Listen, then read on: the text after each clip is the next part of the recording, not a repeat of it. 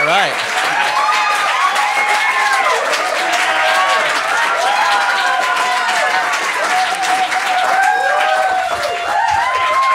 All right, we are live. Guys, thank you so much for coming to Pace Studios here in New York City. We welcome you to our archive of concert recordings, and we have a really special event for you guys tonight, for everyone here at Pace Studios with us and for everyone watching on Facebook Live. Welcome. We are here tonight for a very special event. This is Ray Padgett. He is the author of a great new book. It is called Cover Me. The stories behind the greatest cover songs of all time. This is really a wonderful book with a lot of history and a lot of music, and we are going to talk a little bit about this book. But we also have a really special treat for you tonight. We have 4 really great artists who are going to cover some of the cover songs that Ray has written about in this book. Joining us tonight, just to let you know what is on tap, Anthony D'Amato is here with us. We have Walter Martin from the Walkmen here with us. We have Eli Paperboy Reed sitting right over to my right. And we have ML Mathluthi. And they are going to do 4 songs out of the 20 that Ray has included in this book. Ray, thank you so much for coming and doing this with us tonight. Thank you so much for having me. I can't wait to hear the performances. Yeah, well, so we're going to talk about the book a little later, but let's get right to the music. First up, we have Anthony D'Amato. He's a wonderful singer-songwriter. He is going to be performing the song To Make You Feel My Love, which is a Bob Dylan song originally and was covered by Adele. It's not the classic Bob Dylan. It's from Time Out of Mind. Latter days. Latter day Bob Dylan, and very latter day into the Adele cover. So without further ado, everyone, Anthony D'Amato.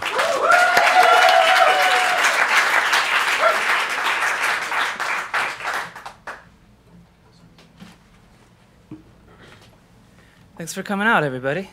Thanks to Ray for having us too.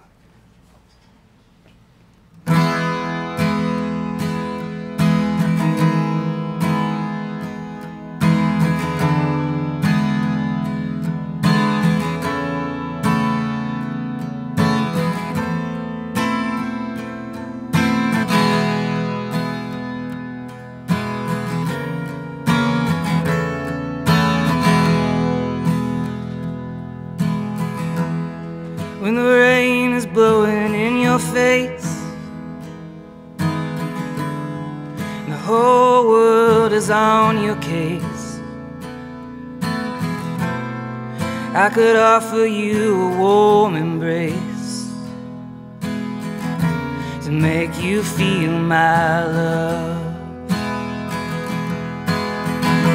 When evening shadows and the stars appear, no one there to dry your tears, I could hold you for 1,000,000 years to make you feel my love. I know you haven't made your mind up yet, but I could never do you wrong. I've known it from the moment that we met. No doubt in my mind where you belong. I go hungry, I go black and blue, I go crawling down the avenue. There's nothing that I wouldn't do to make you feel my love.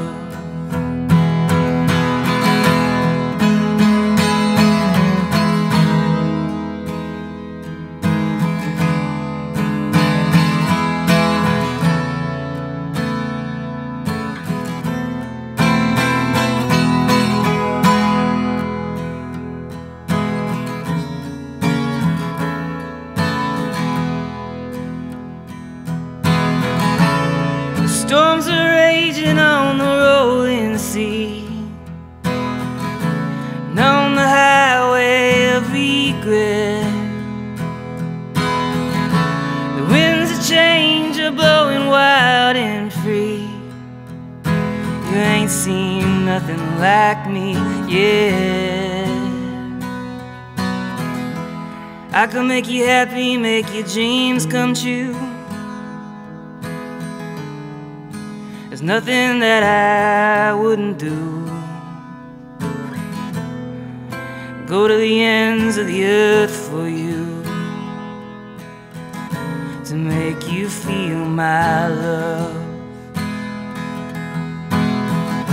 to make you feel my love,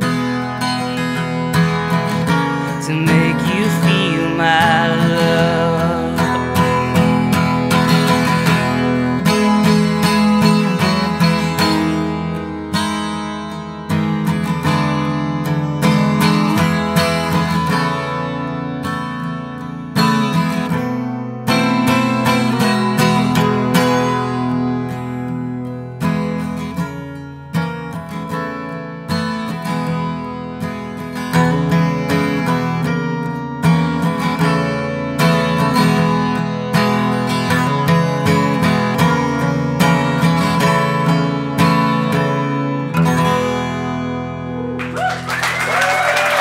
Thank you.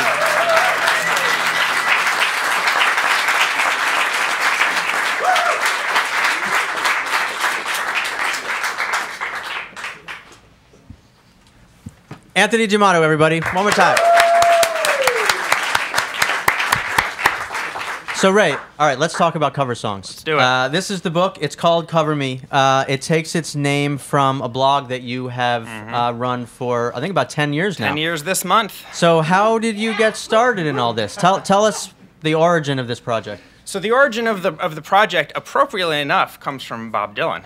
And the story behind my interest in covers, you know, going for 10 years now, is Bob used to have a radio show on Sirius XM called Theme Time Radio Hour, and every week he would play a bunch of songs on the theme. And one week the theme was summer, and he played a cover of the Gershwin song "Summertime," which is covered, you know, one of the most covered songs ever. And usually when you hear it, it's this sort of languid torch song. It's slow, it's emotive. He played this version that I never heard by this 60s soul singer named Billy Stewart. And it was the same lyrics, but fast, with scatting, up-tempo, horns blasting. And I heard this in college, and I said, I didn't know you could do that. You're taking this song and totally reinventing it. I've heard, you know, a bunch of versions on radio and in elevators. But this is this amazing song. And so I wonder what other covers are like this.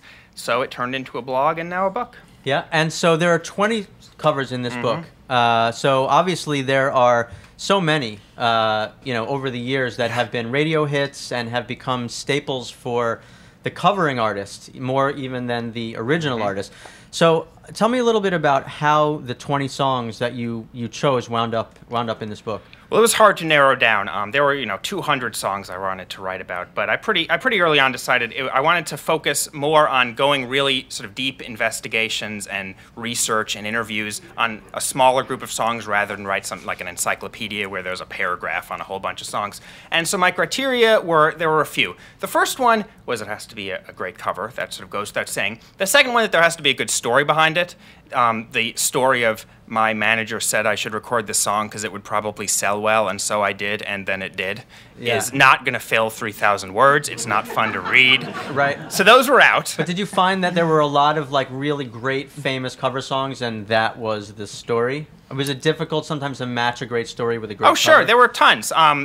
Like that, and there were tons that, you know, especially from like, you know, classics from the 60s and stuff that may have had great stories, but they haven't been told, and anyone who might know them has passed away. Right. So that eliminated a bunch right there. So from narrowing it down to that, I basically tried to find, they're mostly iconic covers, a few sort of left field ones, and I wanted to use them to tell the history of the cover song. So I start with Elvis, doing Hound Dog as the first one, and then the last one is the song Anthony just played so beautifully, Make You Feel My Love by Adele. And the idea is through these 20 songs, a few from each decade, to sort of weave through the story of the cover song more broadly. Yeah, that's cool. You know, without delaying too much, let's get to some music, and we'll talk more about the book again. So our second performer of the night is Walter Martin. He is a guitar player. You guys might know him from the Walkmen. He's also made some great solo albums. he is going to do Always on My Mind, which is known as a Willie Nelson song. I wasn't aware until I read your book that it was originally a Brenda Lee song, but the cover that you really focus on in the book is actually by the Pet Shop Boys, like the English New Wave the Elvis band, version, so who a bunch of covered covers the of this Elvis song. version, right, and I didn't even know there was an Elvis version. Neither did they, but we'll get to that. Right, are there a lot of songs in this book where I mean, this is the signature Willie Nelson song, I think. Yeah, ironically one that he didn't write, even though he wrote so many amazing songs himself. One of his most famous songs was written by someone else. Yeah, well, we'll get to that a little later. So right now, everyone, let's welcome Walter Martin to the stage for Always on My Mind.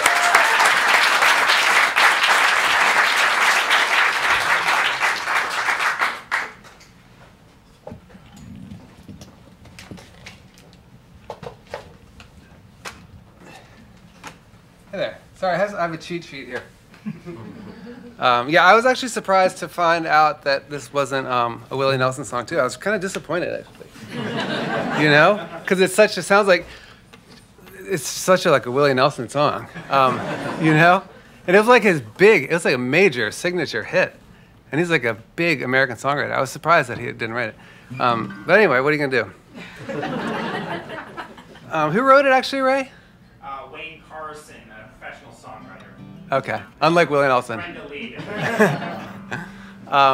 Okay, I'm gonna do this here in the tarantella style, which is like this Italian folk rhythm that I've discovered. I think is the most out of style rhythmic pattern you can play. So I've completely embraced it. So here we go.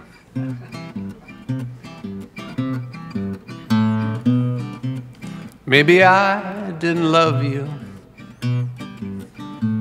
quite as often as I could have. And maybe I didn't treat you quite as good as I should have. If I made you feel second best, girl, I'm sorry I was blind. But you were always on my mind. You were always on my mind.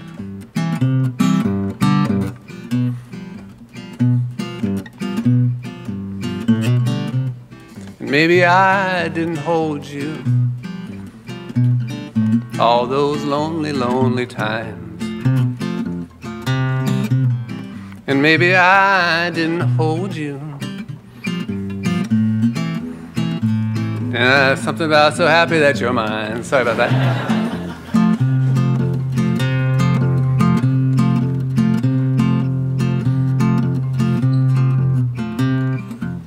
Little things I could have said and done, girl, I never took the time. But you were always on my mind. You were always on my mind. Tell me that your sweet love hasn't died. And give me one more chance to keep you satisfied.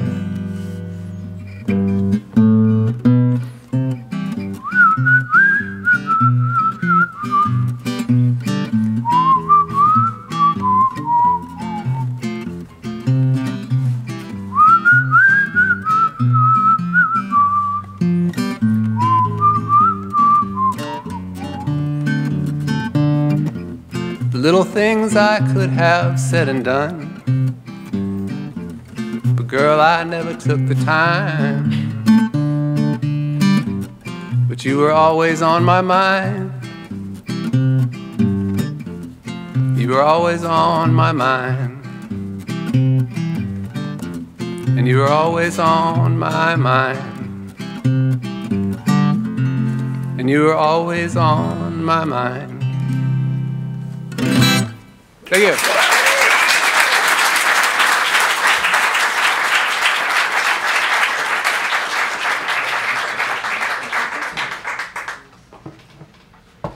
Walter Martin, everybody. Yeah. So You know, Ray, what I loved about that performance, I think, has something to do with the magic of this subject and of this book. Is that that was a version of the song that I have never heard, the style that I've never heard, and that was a song always on my mind that has been through sort of many iterations. Right, it starts as a Brenda Lee song. It hits big as a Willie Nelson song. I think the Elvis version came after Willie Nelson. Elvis version came like a year after Willie. It did okay, but it wasn't that big. And then about 10 years after that, the Pet Shop Boys made a huge hit out of it. Massive, one of their biggest. So, so tell me, like, you know, this song probably then is kind of the epitome of, a cover that spans generations, is done by very different artists. You know, what is sort of the nuts and bolts behind a song like that and its cover life? Well, yeah, to use this example, you're right, that, you know, the Walter Martin thing was beautiful, and it sure didn't sound anything like the Pet Shop Boys, and it didn't sound much like the country versions either, which is sort of why the song is so great. Is these songwriters, they wrote this song, as we said, this Brenda Lee was the first recording, and it didn't do much. It sounds good, but it wasn't a hit. Willie Nelson comes along, he hears the song, he likes it, he turns into this massive country hit. That's a little different than hers because hers is sort of poppier. Elvis comes along, it sounds like Elvis, and then most dramatically, the Pet Shop Boys come along, this sort of, you know, Euro pop, dancey, industrial, electronic band, and they actually only recorded the song for an Elvis tribute concert that was on TV.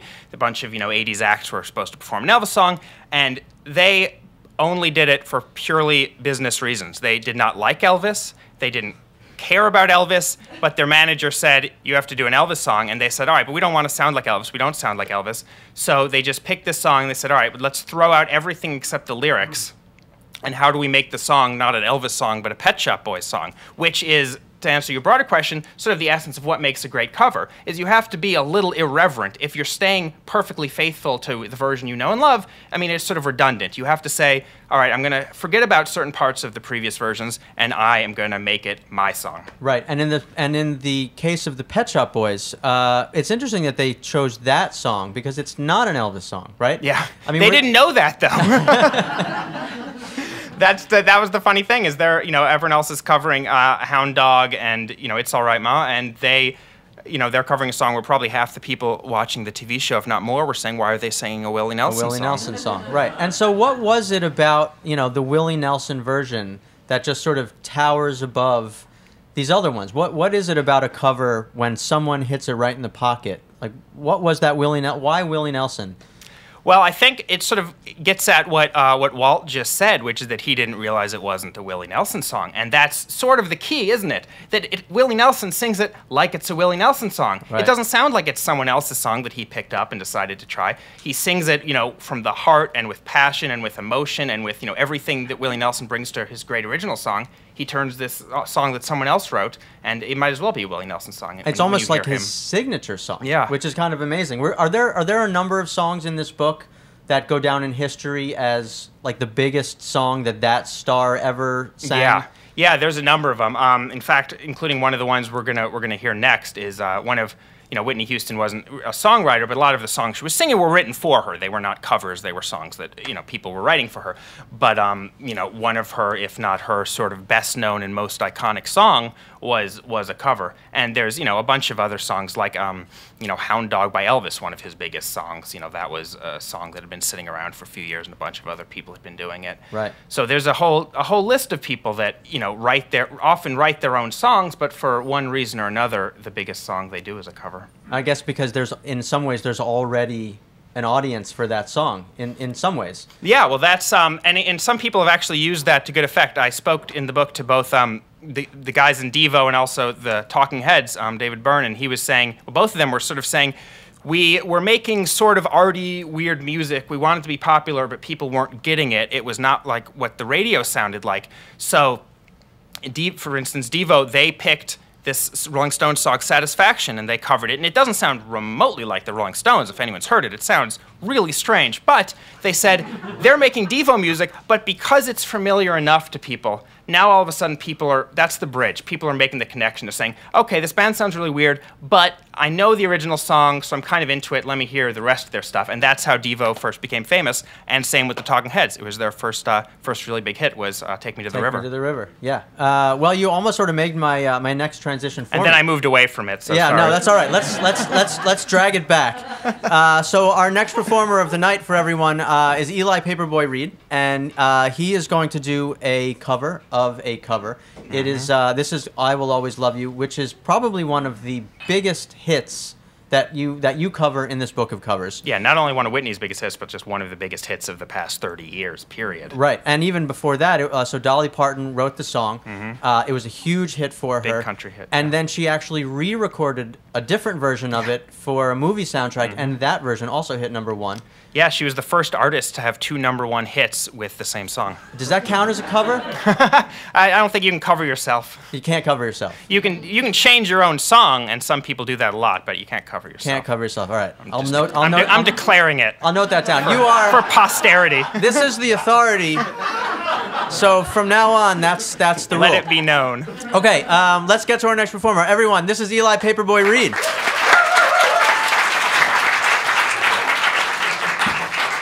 I gotta stand up. You can't sing this song sitting down.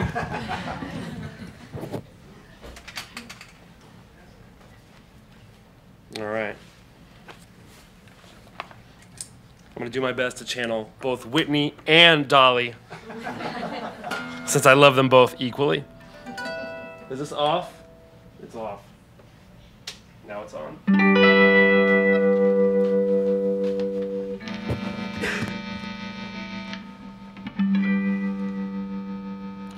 If I should stay, I would only be in your way. So I'll go, but I know I'll think of you each step of the way, and I will always love you, will always love you.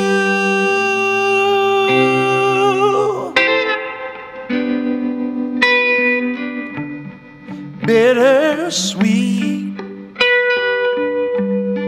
memories, that is all I'm taking with me. So goodbye, please don't cry.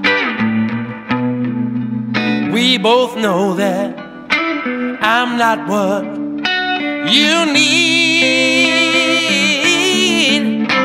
and I will always love you, will always love you.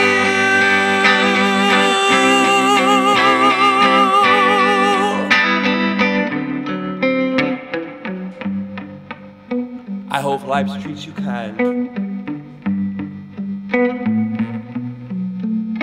and I hope you have all you've ever dreamed of, and I wish you joy and happiness, but above all this, I wish you love.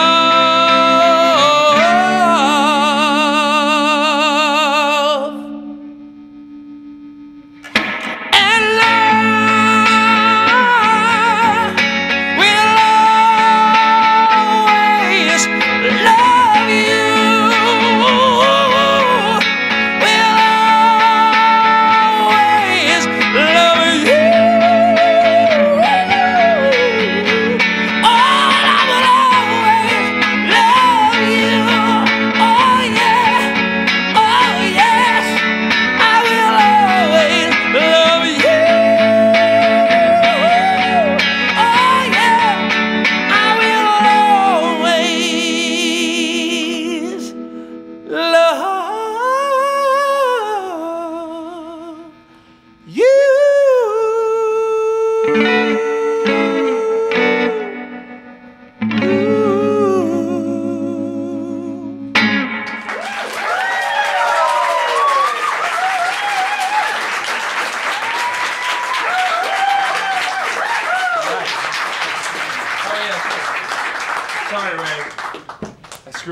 out.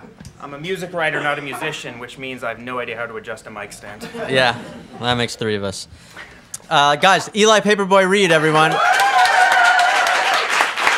Yeah. I was waiting for that key change. Oh, that man. is like One of the best key changes. one of the great key changes in pop music history, right? I mean, man.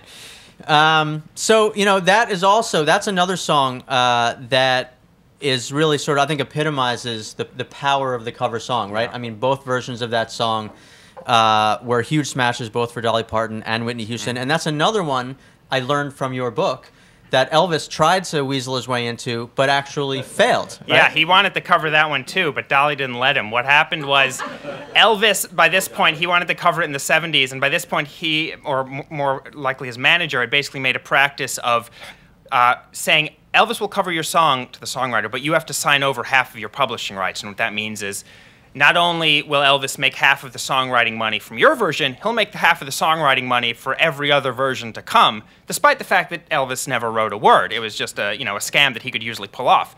And Dolly, held her ground and said no, but she was crushed by it. She was so sad because Elvis was, one of her heroes, and he came this close to singing her song. But then she has a great line that, 20 years go by, and then Whitney Houston covers it, and then Dolly says in an interview, she said, I was crushed when Elvis didn't do my song, but when Whitney did it, I made enough money to buy Graceland. Right. Which she didn't need, of course, because she has Dollywood and, You can never have too many, though. I guess right. Dollywood 2 would have been like a new sign over Graceland, Dollywood 2. That should be a power move. Yeah. It's amazing, so Elvis factors into a couple of the songs here. He he had a thing for covering country songs in the 70s, right? I mean, he looks like he was hunting for big hits from Willie Nelson and from he was Dolly going Parton. after a bunch. I mean, that's the thing. If you don't write your own songs, Elvis is a perfect example where you have two options. One is to have, or Whitney Houston for that matter, one is to have a bunch of songs written for you, which he did, or it's to sort of go cherry picking around and find great songs that either were not, done as well as they could have been in their original version, or were just, songs that he could make his own, which, I mean, the actual Elvis chapter in the book focuses on Hound Dog, which is way earlier, but that's a song that, is a blues song and was sort of a hit in the blues market, but not really known beyond that, and then he takes it and makes it a smash. Yeah, right, which he was, liable to do at any point, really. Yeah. Any song that Elvis does sort of becomes an Elvis song. Although I guess not in the case of Always on My Mind, which I honestly had no idea if he had gotten his out before Willie Nelson, it would have been a different story. But yeah, I sort of doubt it, but I don't know. So that brings me to the last song we're going to do tonight, perform, and it's also, I think, probably one of the better known covers in the history of cover songs, and it's an interesting one because so this is another Bob Dylan song, and this is from sort of the classic early Dylan era. It's All Along the Watchtower. And, growing up as a classic rock fan, I knew it as a Jimi Hendrix song. And what's really interesting to me about this song is that this is a cover where Dylan comes out with his version in 67, and Hendrix comes out with his version in 68, and immediately takes over the song. And I'm not sure, if in the annals of the cover song, if there are many examples where the cover by one huge artist comes not even a year after the original by another huge artist. That's got to be pretty rare, I would think. Yeah, especially if you're covering a big song like that. And the amazing thing is that, like you said, Hendrix's became the version. And to the point that not only did all subsequent covers basically model themselves after Jimi Hendrix, but ever since then, Bob Dylan has performed his song like Jimi Hendrix did, not like he originally recorded it. Right, yeah, which is sort of amazing because I don't know how often that happens, where the original creator of a song sort of adopts the cover version.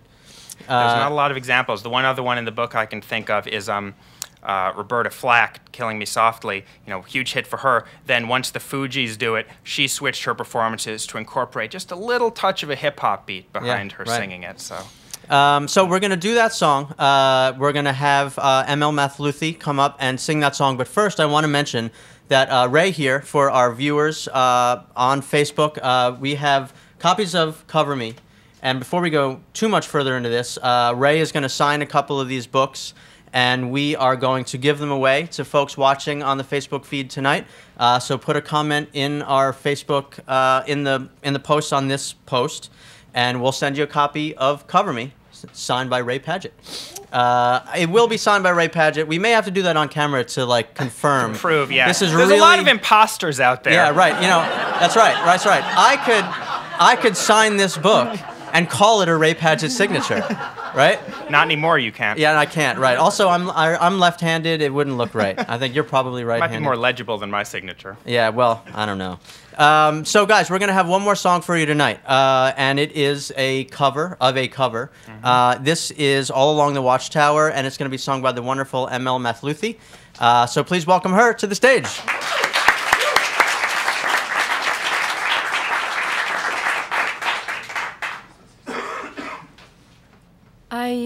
I actually am not a huge fan of Jimi Hendrix, All Along the Watchtower, which is interesting. But so I got to listen to both of them again, and it's true that I actually didn't succeed in finding any original version of Bob Dylan on YouTube. So which says a lot. So it was a very interesting exercise to try to maybe combine a little bit of both spirits. And in a way, it was easier than many other songs that I covered in the past to kind of try to make it my own. And I hope you like it.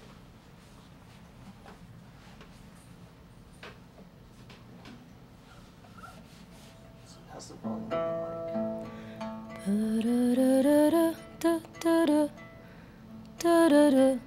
little bit more? Sure. How's the guitar volume? It's not on. A little bit top.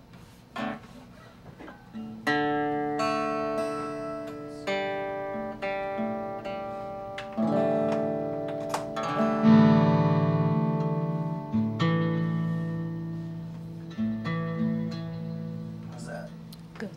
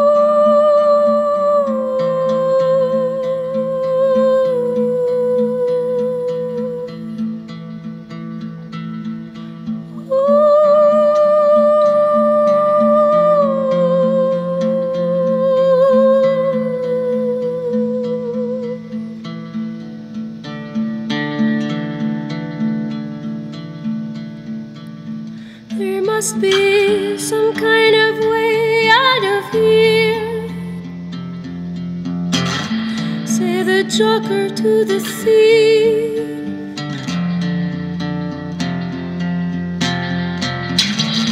There's too much confusion.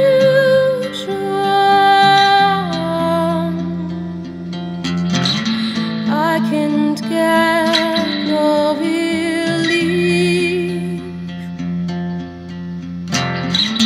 Businessmen may drink my wine.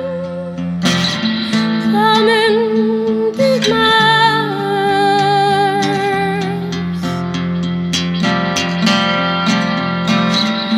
Now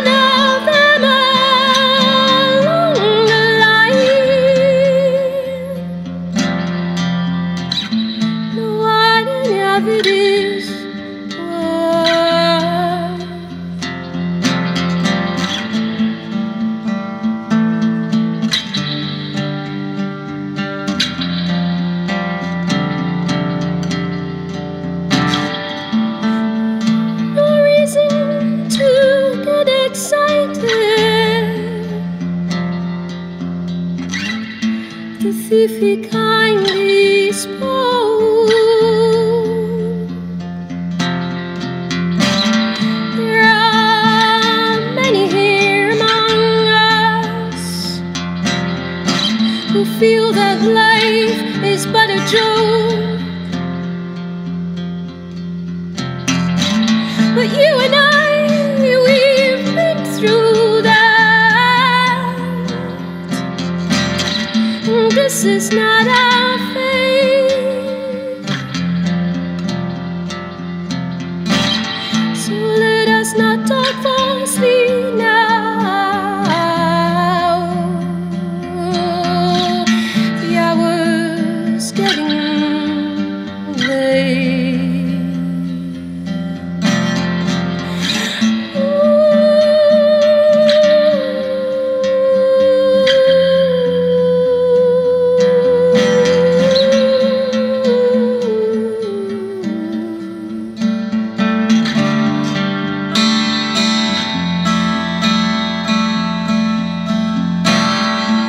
All along the watchtower, Princess kept a view.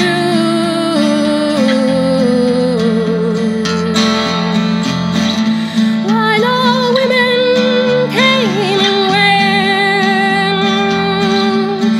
barefoot servants too.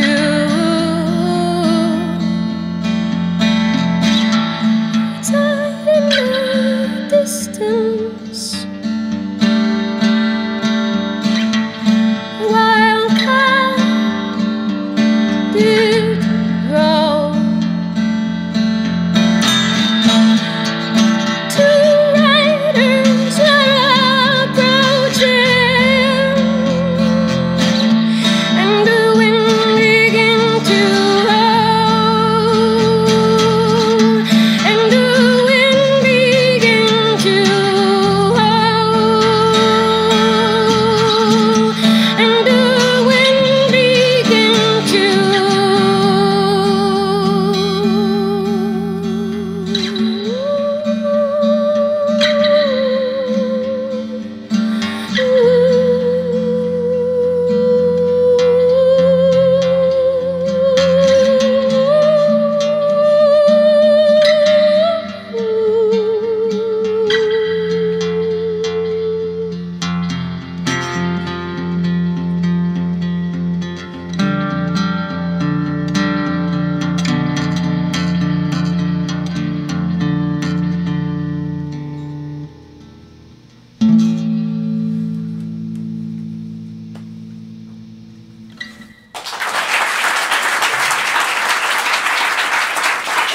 Thank you.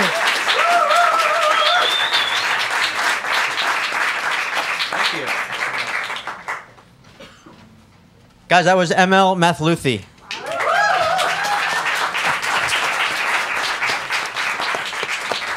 Doing a really beautiful version of that song, Amazing. and I think kind of encapsulates what we're doing here. That was a version of that song that I have never heard, and I may never heard another one like that again. I was just saying before we started that everyone sort of imitates Jimi Hendrix now, but she sure didn't. Totally Yeah, made yeah, it her right, own. and quite the opposite, which is great. Fantastic. So those were our four performers of the night. I just want to say one more time to everyone tuning in. We have a couple signed copies of this book. This is Ray Padgett, who wrote the book. And so that is why he is going to sign it, as opposed to anybody else in this room. He even has a pen, I think. I was given a pen just before this, just for the occasion. Just for the occasion. The book was all handwritten, right? So it's kind of... With this pen. The ink is a little dry, so it might not be a good signature. Right, but Ray is going to sign a couple of copies of this and leave a comment in the comment section of this post, and we will send you... we'll send two of you a copy of the book. So again, the book is called Cover Me. It's the stories behind the greatest cover songs of all time. This is Ray Padgett, who wrote the book. Ray, thank you so much for coming to Pace tonight and helping us put on this great event. Thanks so much for having me. This was fantastic. And one more time for all our artists, Eli Paperboy Reed, Emil Mathluthi, Anthony D'Amato, and Walter Martin. Really just fantastic. That's right. Guys, and thank you everyone for coming. Thank you for coming to Paste and joining us in our studio here with Ray and me. And this book is out now. Cover Me is out. Everyone should go pick up a copy. And thank you again. Thanks to Ray. Thanks to Sterling, who put out the book. And guys, come back for our sessions anytime, yeah? All right. All right. Thank you.